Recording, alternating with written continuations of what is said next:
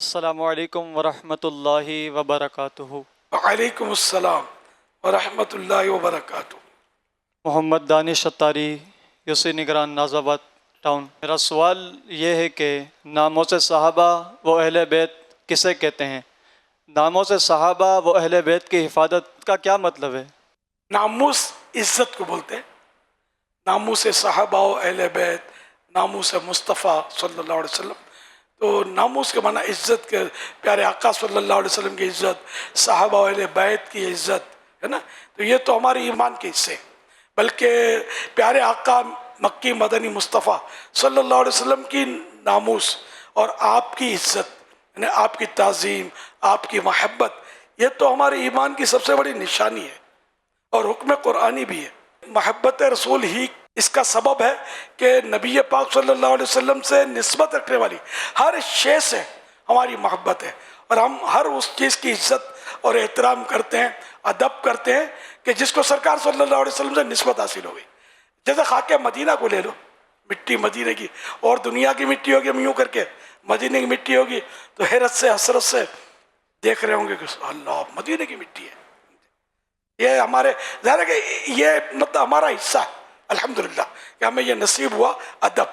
تو ان چیزوں کی بے ادبی جن کو سرکار صلی اللہ علیہ وسلم سے نسبت ہو گئی، چاہے وہ پھول ہو، چاہے کانٹا ہو، چاہے در ہو، چاہے دیوار ہو، یعنی ہر چیز کی ہم لوگ مدینے سے جو نسبت رکھتی ہے اس کی الحمدللہ عزت کرتے، ادب کرتے، احترام کرتے۔ ان کی بے ادبی کرنا دور کی بات، بے ادبی کا ہم سوچ بھی نہیں سکتے الحمدللہ۔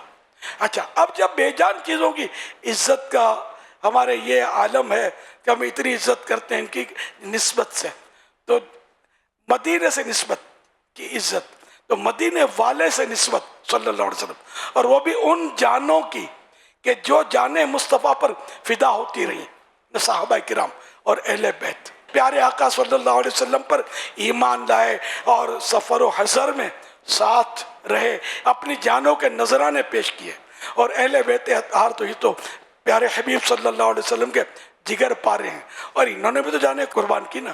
یہ کربلا میں کون تھے؟ یہی تو تھے، اہل رسول تھے نا۔ امام حسین رضی اللہ تعالیٰ عنہ صحابی بھی ہیں، اور پیارے آقا صلی اللہ علیہ وسلم کے لخت جگر نور نظر بھی ہیں، نواسہ رسول ہیں۔ تو انہوں نے مطلب اتنا کیا، اور اتنی بلند و بالا ہستیاں، تو بے جان چیزوں کی اتنی عزت کریں نسبت کی وجہ سے، تو اس نسبت اور عظیم نسبت کی وجہ سے ہمیں کتنی ان کی تعظیم کرنی چاہیے، کتنا ادب کرنا چاہیے، کتنی محبت کرنی چاہیے۔ ہر ذی شعور اور عقل و سمجھ رکھنے والا اس کو سمجھ سکتا ہے۔ پھر ان میں اپنے اپنے درجے ہیں۔ 4 یاروں کو لے لیجئے، یہ سارے صحابہ میں سب سے بڑا رتبہ رکھتے ہیں۔ مسلمانوں کے پہلے خلیفہ حضرت سیدنا ابو بکر صدیق رضی اللہ تعالیٰ عنہ، مسلمانوں کے دوسرے خلیفہ حضرت سیدنا عمر فاروق رضی اللہ تعالیٰ عنہ، مسلمانوں کے تیسرے خلیفہ حضرت سیدنا عثمان غنی رضی اللہ تعالیٰ عنہ، اور مسلمانوں کے چوتھے خلیفہ حضرت مولا علی کرم اللہ وجہہ الکریم۔ ان کی کتنی عزت اور کتنا ادب اور کتنا احترام ہمارے دل میں ہونا چاہیے۔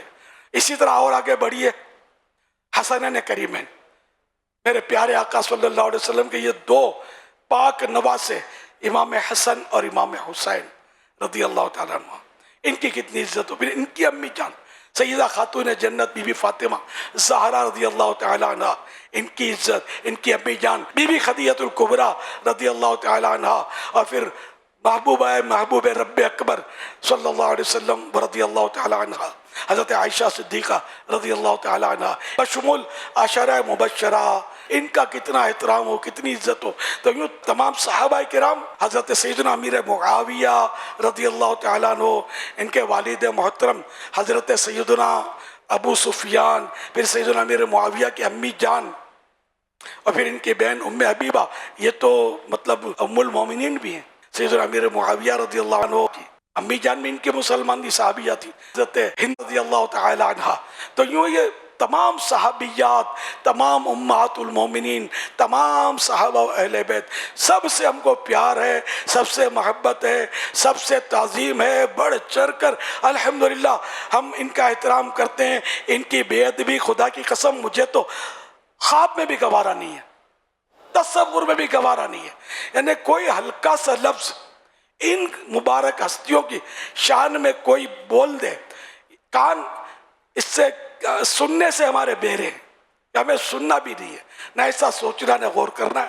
اللہ پاک ہم سب کو ان کی صحیح تعظیم، یعنی ناموس کی حفاظت، ان کی تعظیم، ان کا ادب، ان کا احترام نصیب فرمائے، اور کبھی ہماری زبان سے بھول کر بھی ان مقدس ہستیوں کے بارے میں کوئی بے ادبی کا لفظ، بے ادبی کا سینٹنس اور جملہ ہم سے ادا نہ ہو، ہماری آئندہ نسلوں سے بھی ادا نہ ہو، اور ہم ان کی محبت کا چراغ لے کر اندھیری قبر میں پہنچے.